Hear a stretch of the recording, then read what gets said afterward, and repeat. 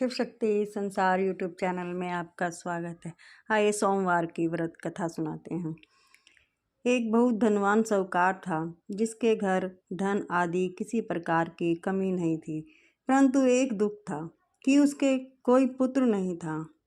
वह इसी चिंता में रात दिन रहता था।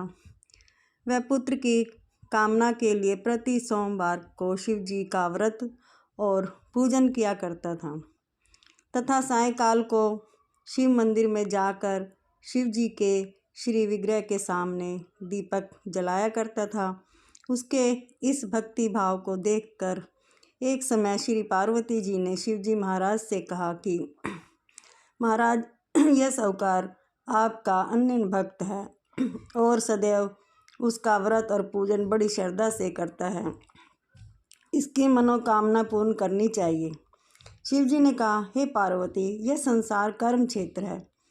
जैसे किसान खेत में जैसा बीज बोता है वैसा ही फल काटता है, उसी तरह इस संसार में जैसे कर्म करते हैं वैसे ही फल भोगते हैं।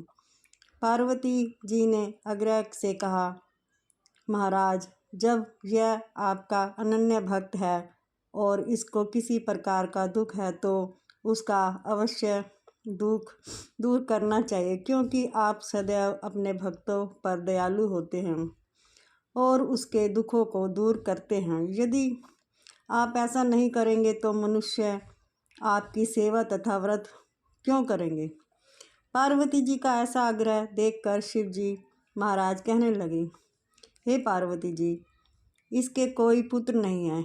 इसी चिंता में यह अति दुखी रहता है। इसके भाग्य में पुत्र ना होने पर भी मैं इसको पुत्र की प्राप्ति का वर देता हूँ, परंतु यह पुत्र केवल 12 वर्ष तक जीवित रहेगा। इसके पश्चात वह मृत्यु को प्राप्त हो जाएगा। इससे अधिक और मैं कुछ नहीं इसके लिए कर सकता। यह सब बातें साहूकार सुन रहा था। इससे उसको ना तो प्रसन्नता हुई और ना ही दुख हुआ। वह पहले जैसे ही शिवजी महाराज का व्रत और पूजन करता रहा।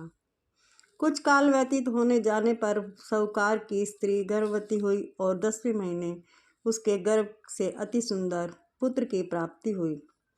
साहूकार के घर में बहुत खुशी मनाई गई, परंतु साहूकार ने उसकी केवल 12 वर्ष की आयु जानकर कोई प्रसन्नता प्रकट नहीं की और ना ही किसी को भेद बताया। जब वह बालक 11 वर्ष का हो गया तो उस बालक की माता ने उसके पिता से विवाह आदि के लिए कहा, तो वह साहूकार कहने लगा कि मैं इसका विवाह नहीं कर सकता। अपने पुत्र को काशी पढ़ने के लिए भेजूंगा।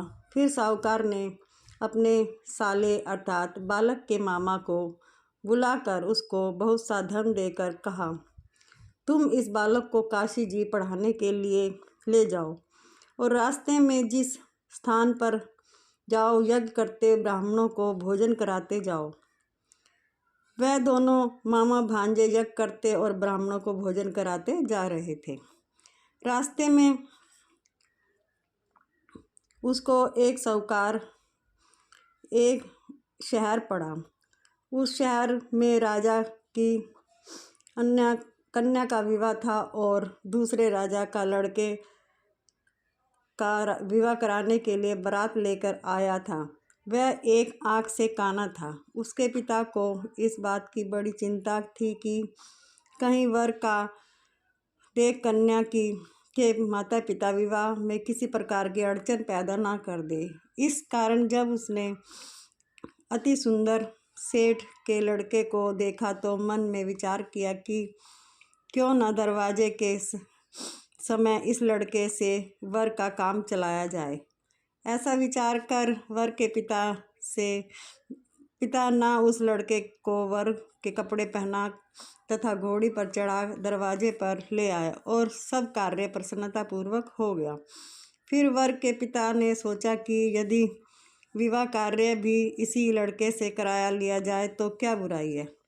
ऐसा विचार कर लड़के के मामा ने कहा, यदि आप फेरों का और कन्यादान के काम को भी करा दे तो आपकी बड़ी कृपा होगी। मैं बदले में आपको बहुत सा धन दूंगा। तो उन्होंने स्वीकार कर लिया और विवाह कार्य भी बहुत अच्छी तरह संपन्न हो गया। परंतु जिस समय लड़का जाने लगा तो उसके राजकुमारी की चुंदड़ी के पल्ले पर लिख दिया कि तेरा विवाह तो मेरे साथ हुआ है, परंतु जिस राजकुमार के साथ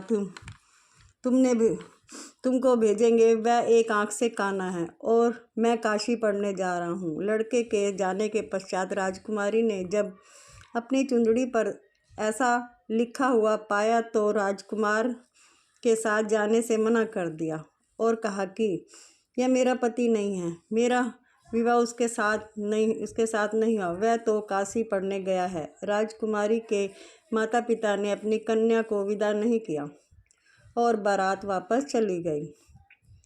उधर सेठ का लड़का और उसका मामा काशी पहुंच गए। वहां जाकर उन्होंने यज्ञ करा और उस लड़के ने पढ़ाई शुरू कर दी। जब लड़के की आयु 12 साल की हो गई, उस दिन उन्होंने यज्ञ रचा कर रखा था कि लड़के ने अपने मामा से कहा, मामा जी आज मेरी तबीयत कुछ ठीक नहीं है। मामा ने कहा, अंदर जाकर सो जाओ।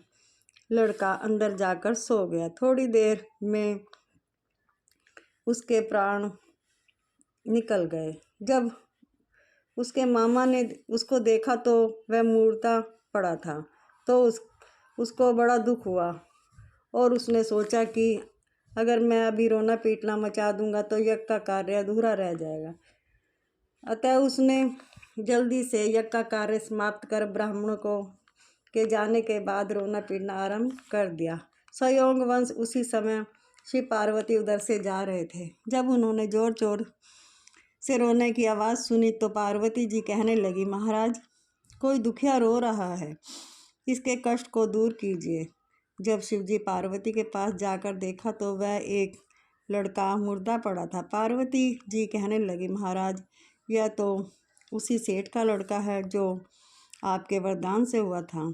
शिवजी कहने लगे, हे पार्वती इसकी आयु इतनी थी सो भोग चुका। तब पार्वती जी कहने लगी, हे महाराज इस बालक को और आयु दे दो तो इसके माता पिता तड़प तड़प के नहीं तो मर जाएंगे। पार्वती जी के बार बार आग्रह करने पर पार्वती ने उसको वरदान दिया और शिवजी महाराज की कृपा से लड़का जीवित हो गया। शिव पार्वती कैलाश चले गए। तब वह लड़का और मामा उसी प्रकार यज्ञ करते, ब्राह्मणों को भोजन कराते अपने घर की ओर चल पड़े।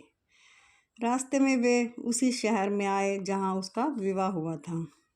वहाँ पर आकर उन्होंने यज्ञ आरंभ कर दिया तो उस लड़के के ससुर ने उसको पहचान लिया और अपने महल ले जाकर उसकी बड़ी खातिरदारी की और बहुत सा धन दिया, दास दासियाँ आदि पूर्वक लड़की और जमाई को विदा किया।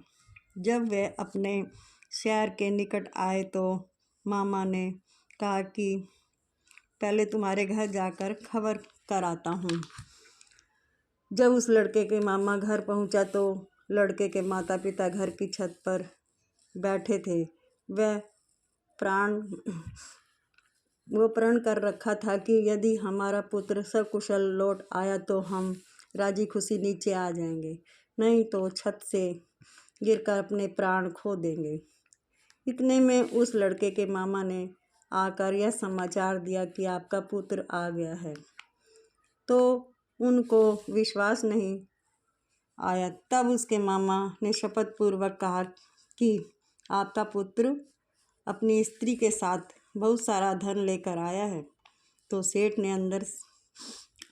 ने आनंद के साथ उसका स्वागत किया और बड़ी प्रसन्नता के साथ रहने लगा। इसी प्रकार जो कोई भी सोमवार के व्रत को धारण करता है अथवा इस कथा को पढ़ता और सुनता है, उसकी समस्त कामनाएं पूर्ण होती है। हर हर महादेव।